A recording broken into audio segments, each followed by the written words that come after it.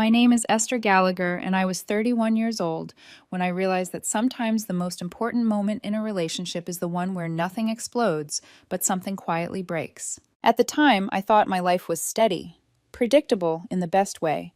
I had a decent job in operations management, a modest but comfortable income, and a fiancé. I believed I understood. Marcus Reed and I had been together for 3 years. We met through mutual friends at a birthday party, bonded over bad music and shared sarcasm, and fell into a rhythm that felt safe. After a year, we moved in together. 6 months ago, we got engaged. I said yes without hesitation, convinced I was saying yes to a future that had already proven itself. Thursdays were our date nights. My rule, non-negotiable. No matter how busy work got or how chaotic wedding planning became, Thursdays were ours. That night, I'd made reservations at a small Italian restaurant downtown. Not flashy, not cheap, just thoughtful. The kind of place you choose when you care about someone. We'd been studying the menu for a while. I was leaning toward the chicken marsala. Marcus kept bouncing between two pasta dishes, debating out loud like he always did. When the waiter came over, I ordered bruschetta to share because Marcus loved it even though he pretended not to. Then he said he wanted the lobster ravioli. I glanced at the price, $48. I didn't say anything. I didn't sigh. I didn't object. I simply recalculated wedding savings, groceries, rent, and smiled at the waiter. That sounds great. That pause, maybe 1 second, 2 at most, was all it took. Something shifted in Marcus's expression. A flicker of irritation disguised as humor. When the waiter walked away, Marcus leaned forward, smiling softly, and whispered it like a joke. My ex-girlfriend never made me feel cheap like this. The words landed gently and still shattered something deep inside me. I put my water glass down carefully. My hands didn't shake. My voice didn't rise. But I felt something split clean and irreversible, not because of the money, not even because of the comparison, but because he said it, knowing it would sting, and said it anyway. Understood, I replied. Marcus blinked clearly, waiting for more. An apology, a defense, a promise to be different. Instead, I stood up. I pulled 3 $20 bills from my wallet and placed them neatly on the table, enough to cover the appetizer, his water, and the tip. Excuse me for a moment, I said calmly. I walked past the bathroom, past the hostess stand, out the side door. I sat in my car for 5 minutes, hands resting on the steering wheel, breathing through the realization that something had just ended, even if he didn't know it yet. My phone buzzed. I turned it off. Then I drove away. I didn't turn my phone back on until the next morning. When I did, the screen lit up like it was angry at me. 47 missed calls, 60-something text messages. Most from Marcus, some from his best friend, 2 from his mother. I didn't open them all. I didn't need to. You can read tone without reading words. Confusion at first. Where did you go? Is this a joke? Then irritation. You embarrass me. You overreacted, then panic. Please answer. I'm worried. Let's talk. I sat on the edge of my friend Daniel Foster's guest bed phone, heavy in my hand, and felt something unexpected settle over me. Not guilt, not anger. Clarity. The night before hadn't been dramatic. No yelling, no plates smashed, no public scene, and maybe that was the problem. Marcus was used to emotion meaning chaos, tears, raised voices, reassurance afterward. What I'd given him instead was silence, and silence terrifies people who rely on control. I called my older sister Lauren Gallagher first.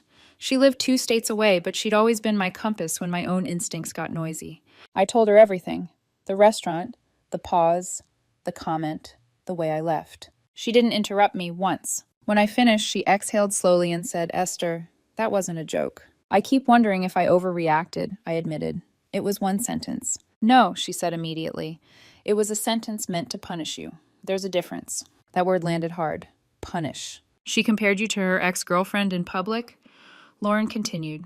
Not accidentally, not carelessly, deliberately. And then she waited to see what you'd do. That's not about money. That's about power. I closed my eyes.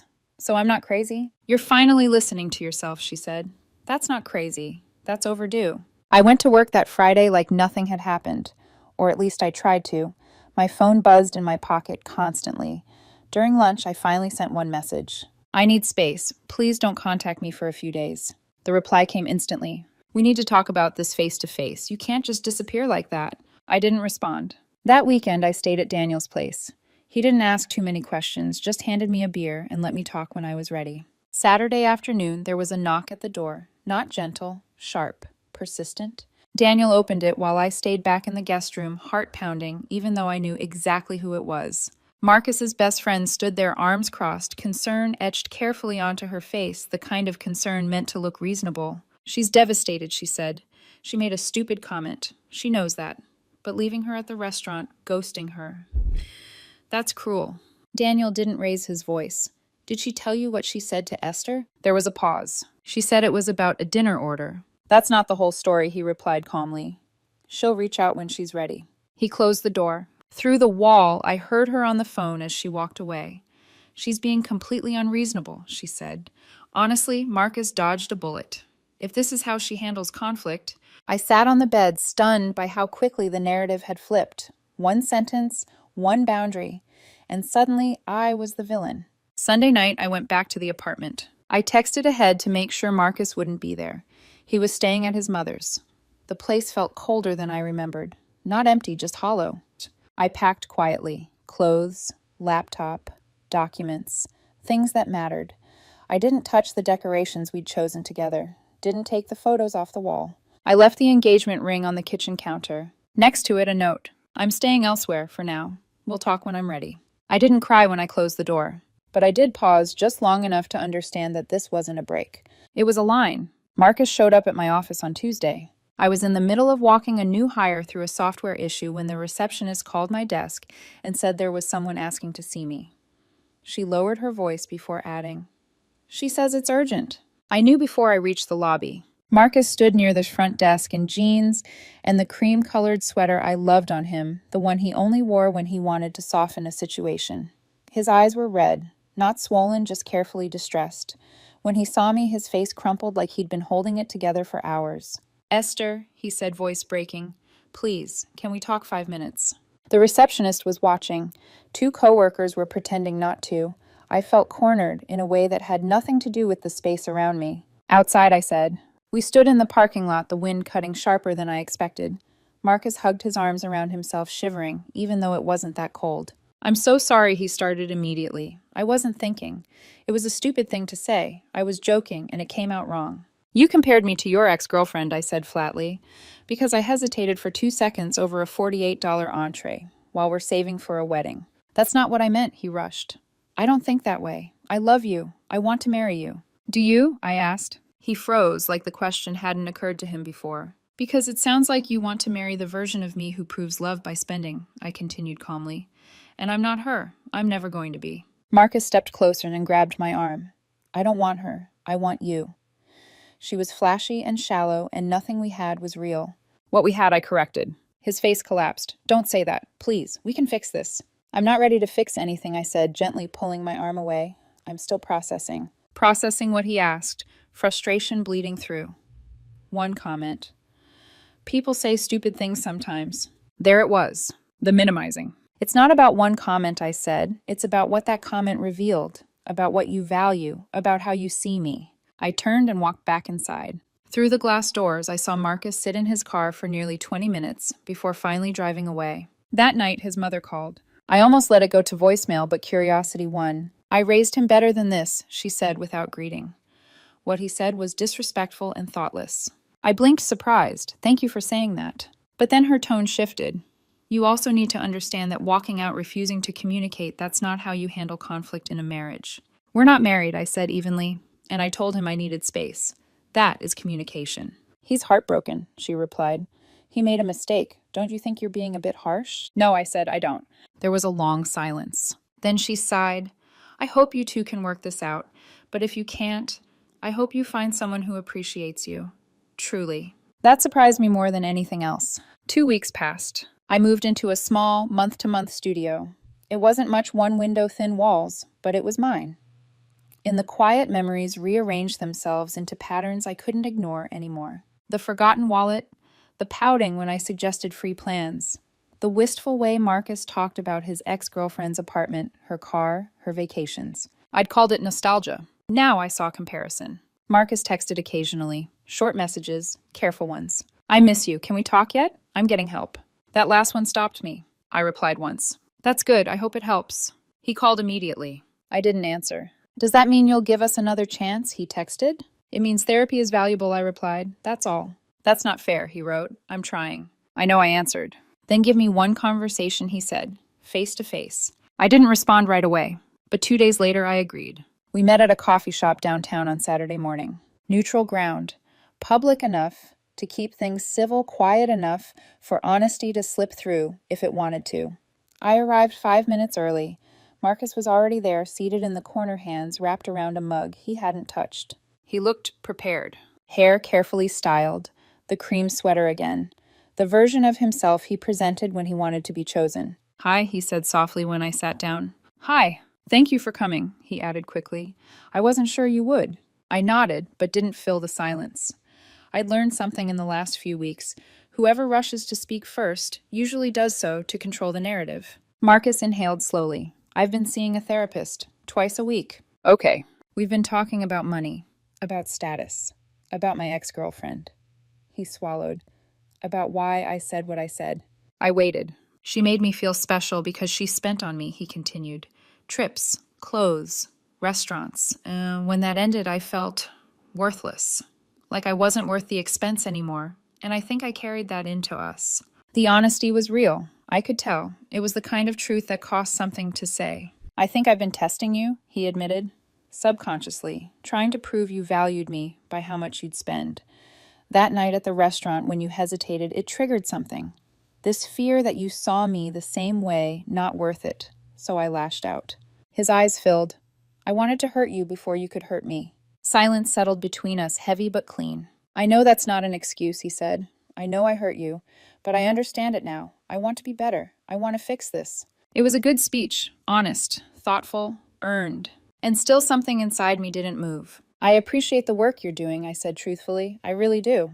Relief flashed across his face. But I don't think we should get married. The color drained from him instantly. What he whispered. I don't trust you anymore, I said simply. And I don't know if I can again. That's not fair, he said, voice cracking. I'm trying. I know, I replied. But I can't be the person you practice on while you figure yourself out. I love you, he said, barely audible. I know, I answered. I loved you too. But love without respect isn't enough. He stared at the table, hands trembling. So that's it. Yes. He didn't yell, didn't plead. He just nodded slowly, like someone memorizing the shape of a loss. When I stood to leave, he didn't stop me. Outside, the air felt lighter, not happier, just clearer. Marcus didn't take it well. For the next week, my phone became a revolving door of emotion. Apologies stacked on top of accusations. Long messages followed by angry ones. Then silence. Then more apologies.